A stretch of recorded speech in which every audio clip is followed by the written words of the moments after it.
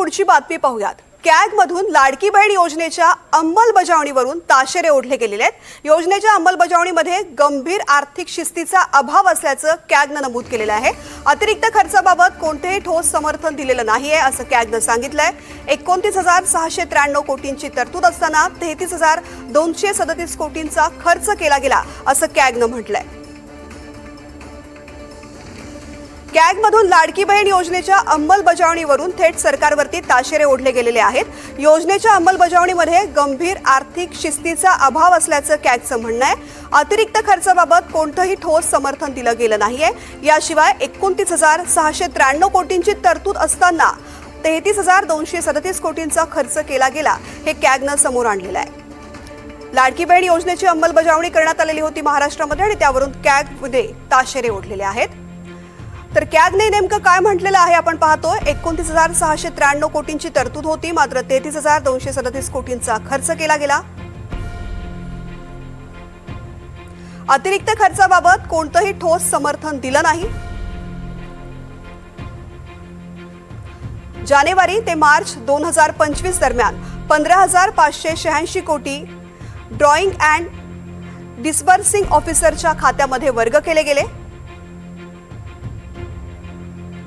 या निधीची तात्काळ गरज नव्हती आणि प्रत्यक्ष खर्चाची आवश्यकता नव्हती। ही बाब अर्थसंकल्पीय शिस्त आणि आर्थिक औचित्याच्या तत्वांच्या विरोधामध्ये आहे असं कॅगचं म्हणणं आहे।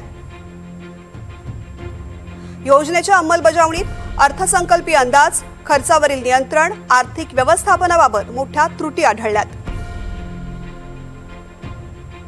स्पष्टीकरण नसलेला मोठा अतिरिक्त खर्च, निधी पडून ठेवणं या गोष्टी कमकुवत अर्थसंकल्पीय नियोजन दर्शवतात।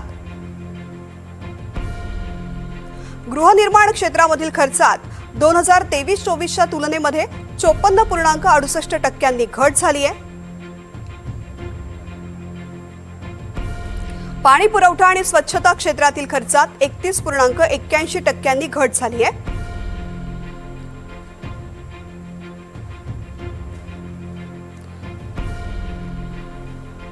यानंतर कॅगनं राज्य सरकारला काही शिफारसी केलेल्या आहेत। अर्थसंकल्पीय देखरेख यंत्रणा बळकट करा, अतिरिक्त खर्चाचं वेळेवर नियमितीकरण सुनिश्चित करा, डीबीटी योजनांसाठी अर्थसंकल्प तयार करताना लाभार्थ्यांची व्याप्ती आणि निधीची गरज याचं मूल्यांकन करा, निधी काढण्याची प्रक्रिया तात्काळ खर्चाच्या गरजांशी काटेकोरपणे जोडा, आर्थिक नियमांचं पालन सुनिश्चित करण्यासाठी खात्यांमध्ये निधी पडून ठेवू नका,